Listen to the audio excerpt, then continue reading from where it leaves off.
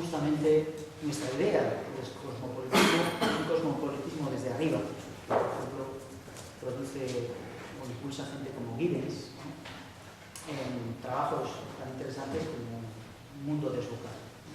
El Mundo Desbocado es para mí un paradigma del pensamiento sobre la globalización.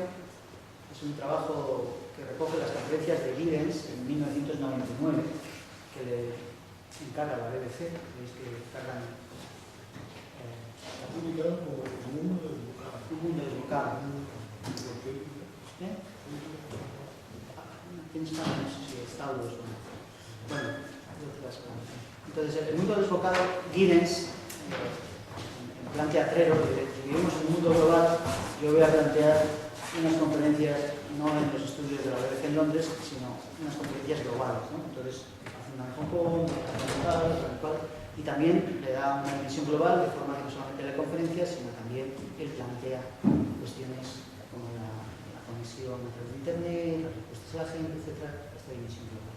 ¿Qué es lo que hace que 1999 sea un año especial para Giddens, que dice en la introducción, ¿no?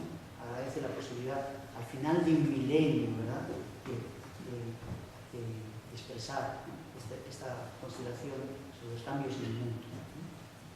1999 tiene un antropólogo estudiado como un antropólogo de la Universidad de Chicago, tiene un efecto milenio en la consideración del tiempo, que remarca, ¿no?, su peso. Y si alguno de nosotros estuvo en aquellos días y recuerda la paranoia sobre el ajuste sobre el bancario y que podía haber, y el ejercicio a través de la televisión de mostrar cómo iba llegando la hora del cambio del año 2000 desde Oriente hacia Occidente. El año 2000 para quién? Los chinos tienen otra contabilidad de tiempo, los musulmanes tienen otra contabilidad de tiempo, los hebreos tienen otra contabilidad de tiempo. La mayor parte de la gente del mundo tiene otra contabilidad de tiempo. ¿De qué manera construimos categorías como estas globales que nos inducen o nos conducen a tratar de plantear cambios en esta dirección, de considerar global? Y eso nos lleva a una última consideración en este planteamiento entre las posibilidades de articular lo local, lo particular y lo global o lo universal. En este sentido, que también expresa Walter Mignone en su libro Historia Local y Diseños Globales. Una forma que tenemos es de plantearnos la capacidad de ciertas formas, instrumentos, dispositivos para plantear una historia particular, como la historia que estaba contando Ramón en el siglo XVI, en el siglo XIX, que son historias parroquiales, es decir, de lugares concretos, pero que tienen la capacidad, como en Estados Unidos en 1949 se decía, tienen la capacidad de expresarse como si fuera un diseño global universal. Lo más universal que tenemos en este momento son los derechos humanos, que podemos verlo como algo que permite trabajar por su transformación desde dentro. El feminismo liberal y el feminismo del sur y los pueblos indígenas marcan esa interioridad en la que estamos en los márgenes. Es otra de las consideraciones del pensamiento colonial, tratar de pensar desde los márgenes, pero de los márgenes desde fuera. Imposible. Estás en los márgenes, pero ¿qué es lo que hay desde fuera de los márgenes?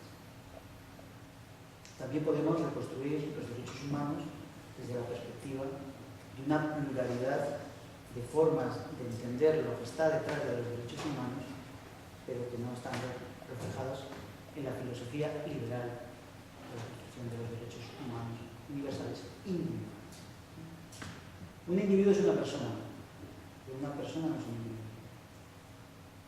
Un individuo es una persona particular, una construcción histórica particular que emerge en un momento del tiempo particular, que es la construcción del capitalismo, que necesita desligar a las personas de su contexto social y familiar para ubicarlos como algo que se llama fuerza de trabajo en el sistema político.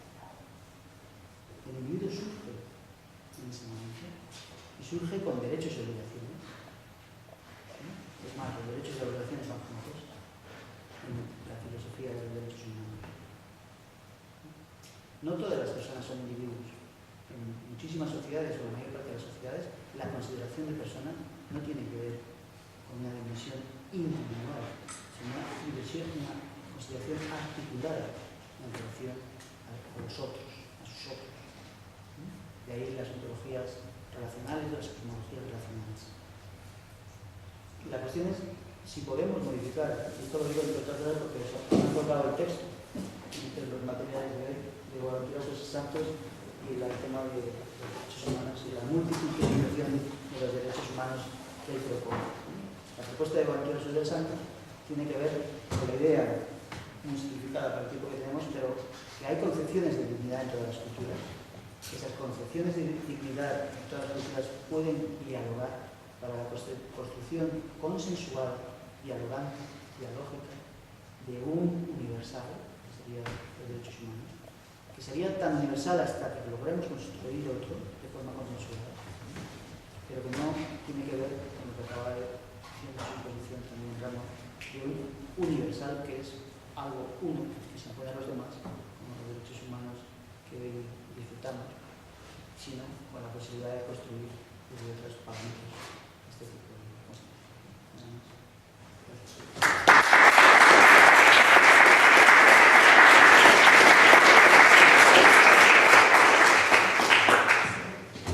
Bueno, pues abrimos un turno de palabras. Los compañeros que habían quedado palabras pendientes antes.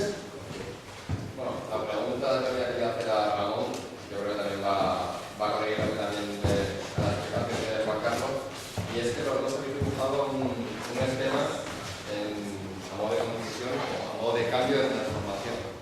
Entonces, habéis puesto sobre todo el foco en el sistema económico y habéis hablado de unas lógicas que van en este sistema. Entonces, lo que me gustaría hacer es que desde vuestro foco de opinión, y sin querer ir a aspectos abstractos, pero así más grandes, ¿por dónde se podría empezar a hacer esa lógica de transformación? Es decir, desde cosas pequeñas ir a cosas más grandes. ¿Por dónde se podría empezar? ¿Qué transformación te refieres? Se ha hablado, yo por lo menos lo que he entendido, habéis puesto dos en el modelo económico. Entonces, ¿por dónde se podría empezar para construir una sociedad en base a un consenso más dialógico, como se ha dicho muy bien?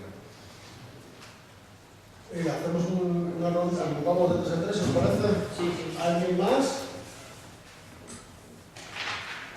Bueno, yo tengo bueno, dos cuestiones. Una, preguntando por un lado de cómo va el proyecto de modernidad, de colonialidad, avanzando, si va teniendo buena recepción académica, y que, digamos, yo como cientista social, cientista político, una de las subáreas más conservadoras y mainstream de su propia relación con el poder, pues realmente, pues evidentemente todavía no se ha incorporado desde una lectura crítica con los democráticos. La pregunta, ¿hay una lectura de, digamos, de hacer una revisión de lo democrático en distintos formatos al margen de lo liberal, que evidentemente es la democracia procedimental que tenemos? Yo solo conozco lo que más se le acerca sería el volumen que dedica Boa en la emancipación del pensamiento para la emancipación social, que dedicado a la democracia, donde va rescatando estas dinámicas de lo democrático al interior de presupuestos participativos y otras iniciativas, ¿no? Y en ese sentido, pues bueno, también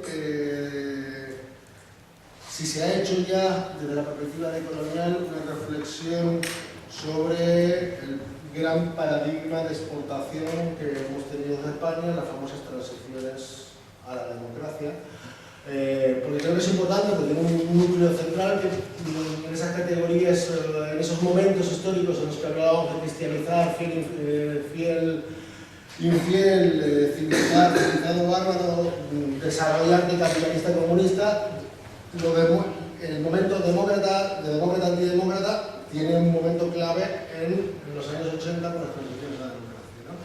Como expansión, como momento inicial de esa expansión de la idea democrática que tenemos hoy.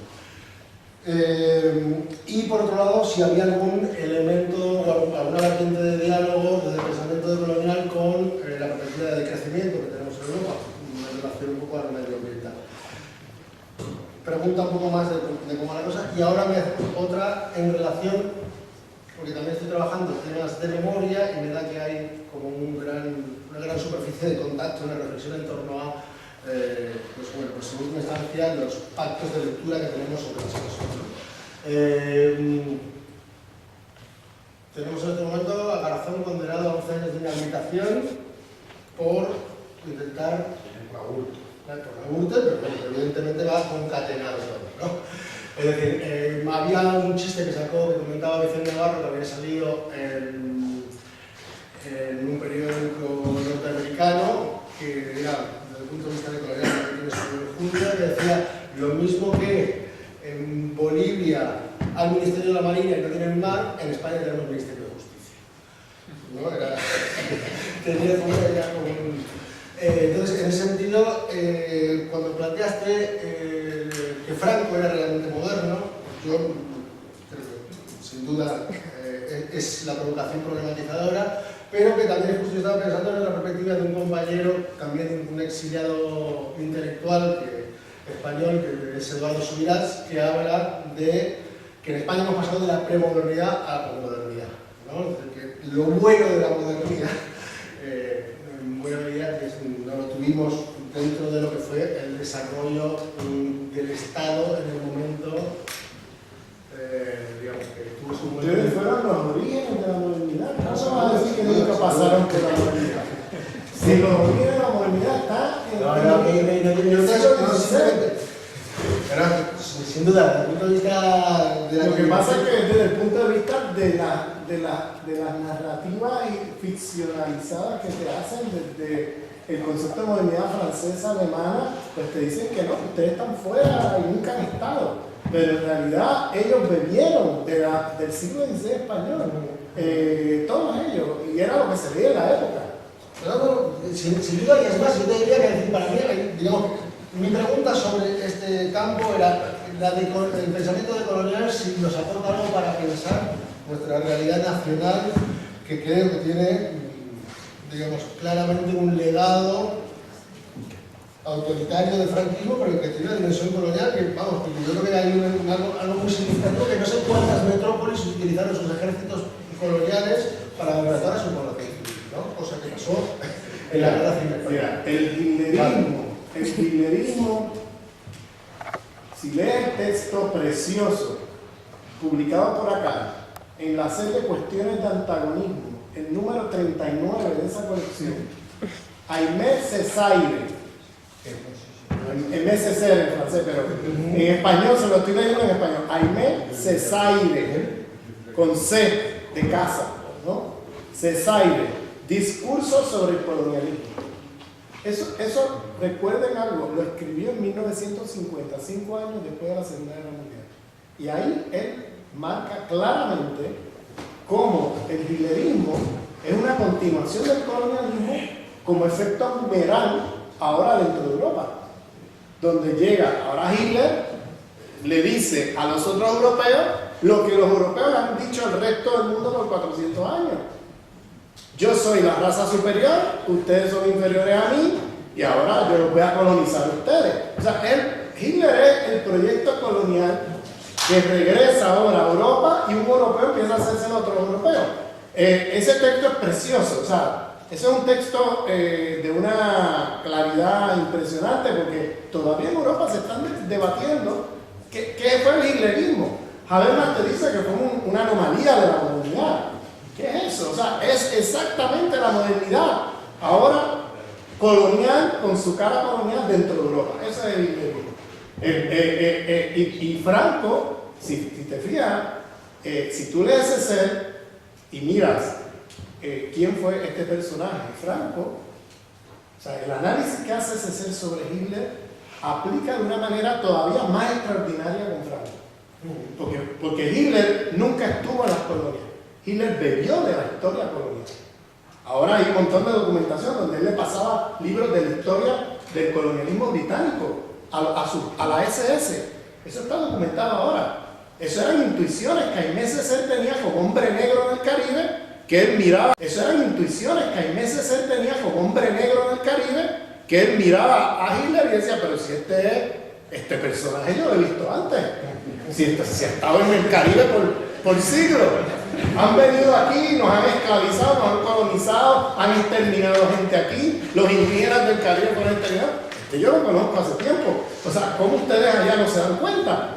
Entonces, él hace un texto maravilloso desde otra geopolítica y corpopolítica del conocimiento, ya escrito en francés, publicado en Francia, donde le dice a los franceses, pero no se han dado cuenta ustedes que el hitlerismo no es otra cosa que el veneno del espíritu del europeo a partir de la historia colonial, y que el hitlerismo es una continuación de esta historia, ahora regresando como efecto general. En el caso de Franco todavía era más dramático, porque Franco era un general que llevaba 10 años en guerras coloniales y que se trae el ejército colonial para acá y empieza a hacerle a los republicanos aquí exactamente lo que le hacían a los moros allá. Entonces lo que hicieron fue moroificar a los republicanos. Los moroificaron. Entonces, si te das cuenta, es el efecto general del colonialismo, regresando todo lo que tú hiciste allá, que es lo que dice el MSC, torturaste, mataste, exterminaste, eso vuelve para ti, eso va a volver para acá. Y entonces el caso de Franco es directo, porque ya no es indirecto como Hitler. O sea, Hitler bebió de la historia colonial alemana, y los primeros casos de campos de concentración fueron con los herejes en lo que hoy se conoce como Namibia, el colonialismo alemán a principios del siglo XX, que Cuba, los primeros campos de concentración fueron en Cuba o España. El 19, durante la guerra de independencia. Bueno, pero estoy hablando de la historia alemana, porque el padre de Hering, que era el jefe de la SS, fue el que hizo la exterminación de los herejes en Namibia.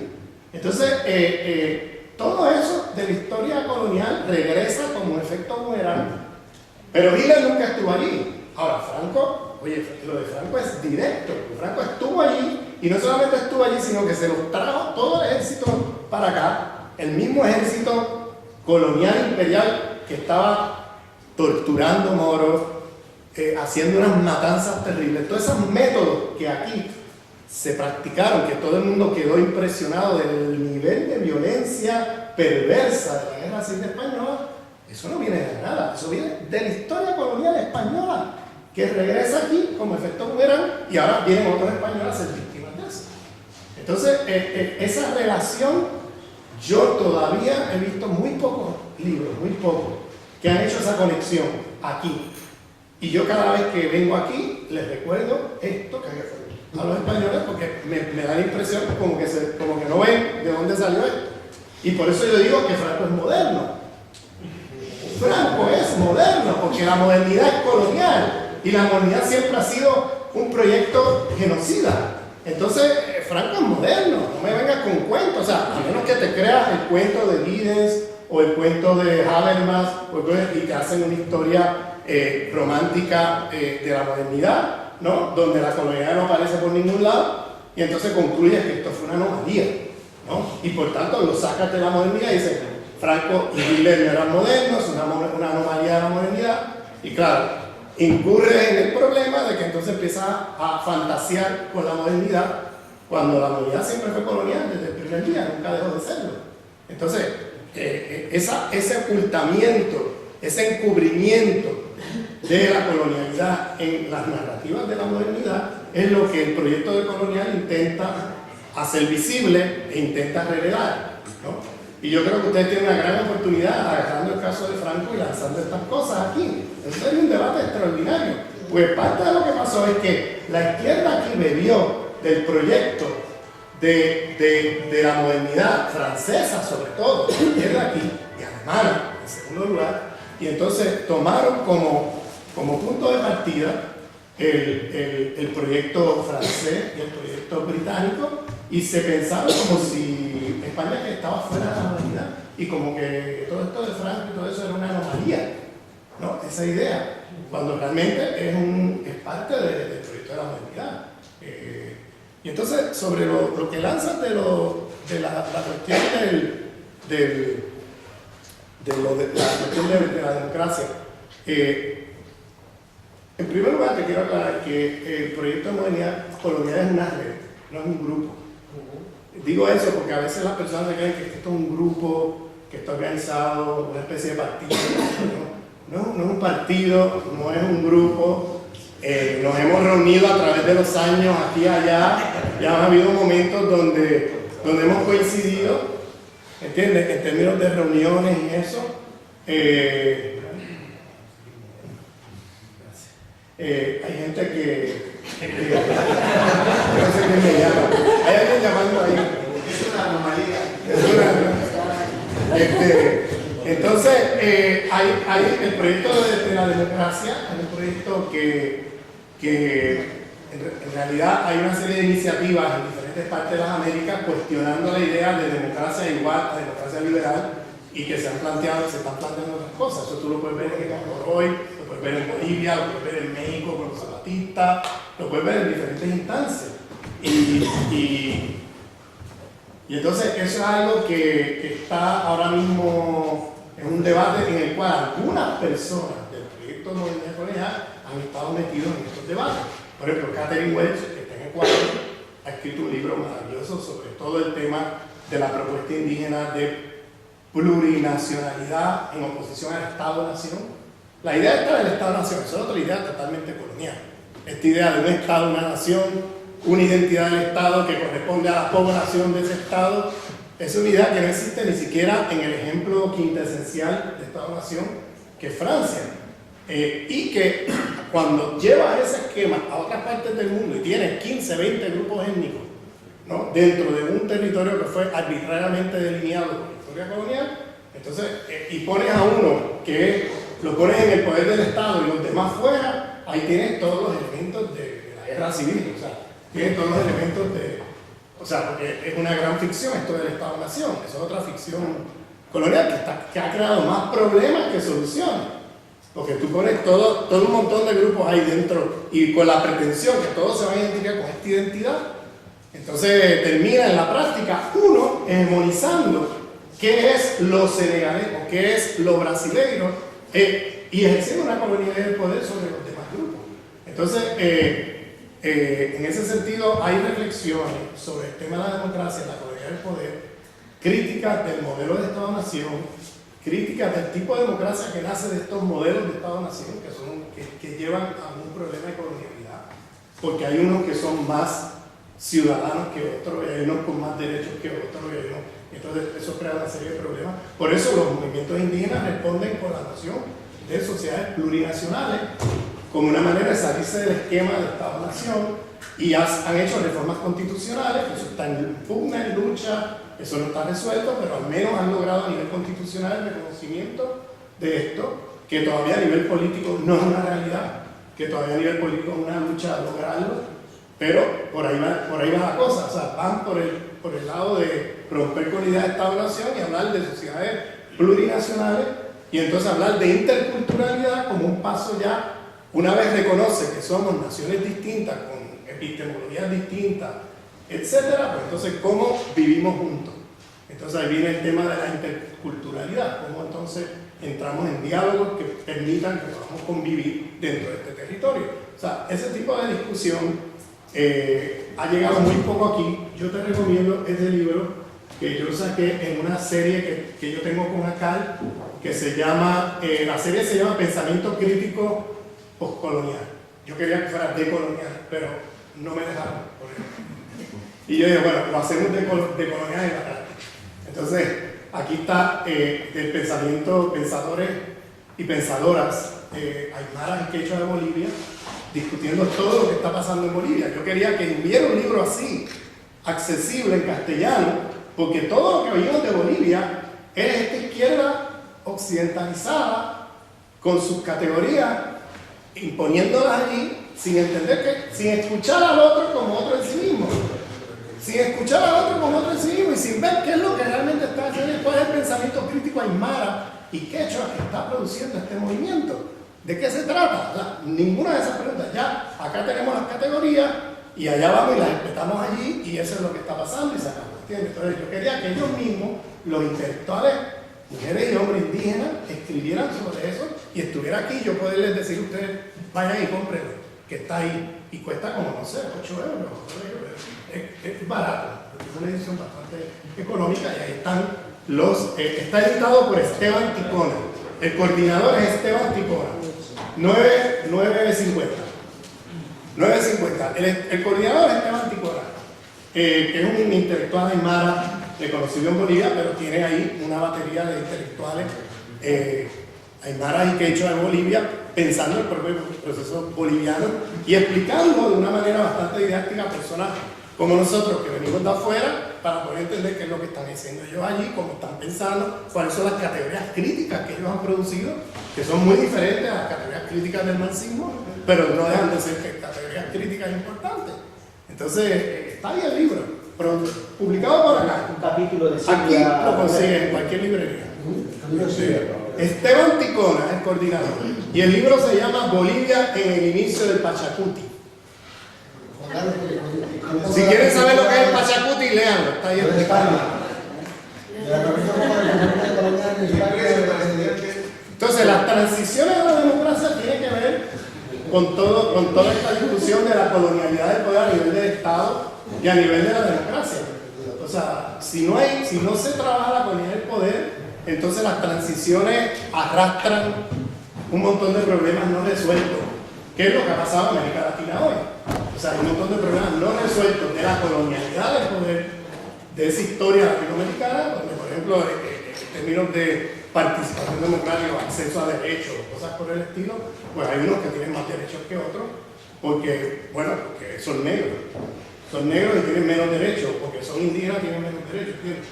Entonces, hay unos con más derechos a otros. Entonces, ese tipo de problemática es fundamental a la hora de hablar de democracia, transición democrática, y por tanto habría que pensar en qué significa descolonizar el Estado, que es la noción que ellos usan. Ellos hablan de descolonizar el Estado boliviano. ¿Qué significa eso? En la práctica, en la concreta. Entonces están planteando cosas muy concretas de por dónde transitar ahí, que tiene que ver con la pregunta ya en términos de cambio social. Están hablando de cómo entonces hacer un proyecto decolonial a nivel de todas las esferas de la vida. Que la economía es un componente más, pero hay que salirse de la idea, porque para ellos es una civilización, no es un sistema económico, como argumentaba yo antes. Entonces, la propuesta es abordar los diferentes aspectos de las jerarquías de poder de este sistema mundo que constituye una civilización, que yo le llamaba capitalismo, sistema mundo capitalista patriarcal, occidentalocéntrico, cristianocéntrico, moderno colonial, a riesgo de sonar ridículo, pero para evadir la noción de capitalismo global o sistema mundo capitalista, ¿no? Y nombrar algo que visibilice lo que está en juego, y de esa manera me parece que hay que hablar de propuestas en plural. Es decir, una propuesta en el plano económico que no aborde propuestas en los otros planos de la existencia social, pues va a volver al problema del socialismo del siglo XX que hablábamos antes, que te crees que resolviste el problema resolviendo el problema de clase, etc. No, si te organizas de manera racista para resolver el problema contra el capital, si te organizas de manera eurocéntrica para resolver el problema, si te organizas de manera sexista, cristianocéntrica, etc., reproduces todos los problemas otra vez. Y entonces estás donde empezaste, porque ahora en vez de haber derrotado el capital, se convirtieron en capitalistas de Estado. Esa fue la gran tragedia del socialismo del siglo XX, que desde un esquema eurocéntrico pensó que resolviendo lo económico se resolvía lo demás. Y eso nunca funcionó. Al contrario, lo que hizo fue corromper la propia lucha por resolver lo económico. Y terminaron donde terminaron. Bueno, no sé si avanzamos sobre esto. 4 minutos. Pues estoy, por decir algo, ¿no? Tratando de responder. por un lado, desde el punto de vista personal e implicado, en el sentido también que soy español y demás, yo pienso que una de las, casi todos los que estáis aquí, me imagino, y uno de los grandes problemas que tenemos nosotros es la reconstrucción o repensamiento de la transición política a partir de justamente las negaciones, es decir, lo que ha dejado en margen, ¿no?, en este proceso. Básicamente la cuestión de la República, del exilio, en el sentido de la República, de la ruptura de la historia de España y la negación de los avances, de los resultados, lo que sea, y de las operaciones de la propia República, el exilio, con la expulsión de aquellos que pudieron contribuir o colaborar y que colaboraron desde fuera o articulados y que son los grandes excluidos también desde el punto de vista de la transición política, más allá del simbolismo de María Zambrano o la Pasionaria o poco más, Alberti. Y por último, pienso que de una manera muy, muy cercana, el tema del Sáhara, como el abandono de África, ¿no? Y la construcción, y esto no es un problema español, es un problema europeo, la construcción de la modernidad, cada vez que das un paso hacia lo moderno, das dos pasos hacia atrás en relación a dar el reconocimiento del hecho colonial, ¿no?, que está una vez más separado de la construcción histórica y de las consecuencias y las responsabilidades históricas que Europa tiene sobre esto. No hace ya 500 años, que también, no hace 200 años también, sino de ayer y de hoy, por supuesto, con el tema de lo neocolonial. Por eso el concepto de colonialidad no es un concepto que se mira hacia atrás. Hoy vivimos una colonialidad global, que Europa va ejerciendo una posición marginal. Colonialidad global, que Europa va ejerciendo una posición marginal, pero eso no quita, más marginal que antes, pero eso no quita su responsabilidad en este proceso. Y en relación a las otras cuestiones que planteaba el compañero y entroncando con lo que decía Ramón, ¿no? O sea, la cuestión es que la separación de la economía de la sociedad y la política es algo contemporáneo, en el sentido de la historia contemporánea, prácticamente de finales del siglo XIX.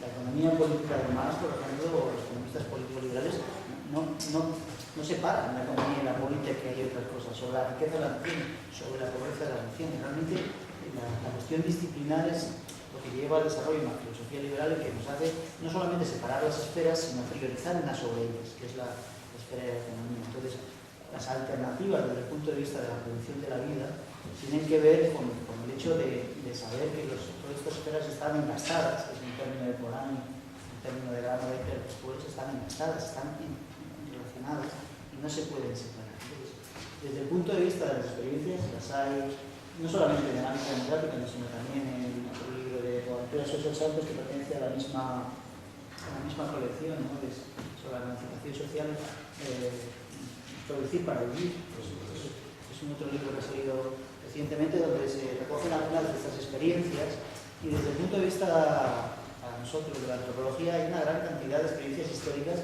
de formas de vivir que no tenían conexión con el desarrollo, digamos, de estas tecnologías vinculadas al capitalismo de la libertad, sino hasta cierto punto tenían una relativa autonomía. Parte de estas autonomías son las que se están queriendo recuperar en algunos sitios bajo el término que me parece muy interesante, viene de Chakrabarty, pero creo que es aplicable en lo que estamos hablando, por ejemplo, para Pachacuti y Bolivia, cuando él dice que el presente es el futuro del pasado.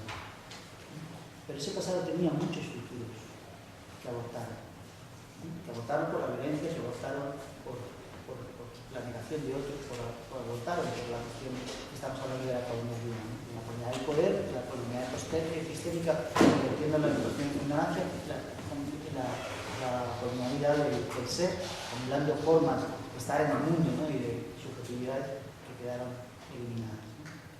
Por lo mismo que este presente tiene muchos futuros. Entonces, el caso en lo que conocemos, ¿no?, de algunas de las experiencias como Bolivia pueden ser, no digo que necesariamente lo sean, dependerá cómo evolucione, pero puede ser precisamente la recuperación de pasados que, lejos de estar en el pasado, no han pasado, sino están presentes en las formas de vida de la gente, en las comunidades, en otros lugares, en esa marginalidad, en el sentido de margen, en la que la gente vive, pero con experiencias que mantienen una esterilidad. Y yo quiero decir que esas experiencias de esterilidad no tienen que ver con una historia pasada, sino también con esos otros procesos históricos que van construyendo exclusiones. Los esclavos fueron construidos en un momento determinado, ahora son historia, no tanto, pero fue una experiencia. Igual que la clase trabajadora, se generaron experiencias que tienen que ver con el concepto de explotación, el trasladado de la explotación de la tierra a la explotación de las personas. Y eso surgió, experiencias colectivas, lugares como las fábricas y otros lugares de trabajo, donde la gente experimentó en común el peso del capital frente al trabajo y se organizó históricamente en eso. En eso son modernos, pero en términos de experiencia de vida y de organización son tan antiguos y tan de futuro como las experiencias. Entonces, bueno, yo solo añadir que yo creo que enlazando con lo que preguntaba de crecimiento, no os ha dado tiempo, ¿no? Pero yo creo que está el concepto del buen vivir, ¿no? El concepto del buen vivir es lo que está siendo un poco reflejo, un poco respuesta de idea fuerza equivalente del... frente a lo del decrecimiento. Es una idea que aparece en sectores del norte de clase media determinada. Pero en cambio el buen vivir es una idea mucho más compleja, mucho más, digamos, pues eso, interseccional, digamos, ¿no? Ya me parece que viene mucho... de los indígenas, además, encarado a un imaginario se está presente. Claro, Sí, es mucho más, como o sea, una- incluye, es decir, yo creo que es eso, es mucho más multidimensional, diríamos, ¿no? Y luego, bueno, únicamente decir que en la web están, en nuestra web están los textos del libro que coordinan El Giro de Colonial, que coordina Ramón Fóguez y Santiago Castro Gómez, está Desobediencia Epistémica de Walter Fuñolo, que los consiguen las librerías aquí. está de Silvia Rivera también. Este se lo enviaron en PDF. O sea que tenéis material ahí para enriqueceros con todas las habilidades. en todo caso, podríamos mirar lo mismo, pero vamos, quedamos abiertos.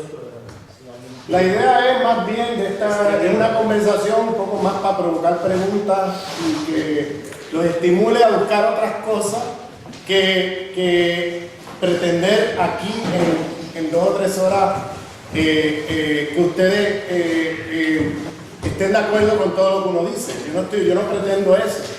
Yo lo que quiero es que esta conversación sirva de estímulo para que repensar cosas, para abrir otras avenidas, etc. Yo no pretendo aquí que ustedes en 3 horas ya se crean todo lo que yo dije. Porque si fuera así, entonces estamos en un problema serio. O sea, ustedes deben buscar por ustedes mismos y corroborar si lo que yo dije les hace sentido o no, etc. ¿Entiendes? No porque por fe me crean ni nada.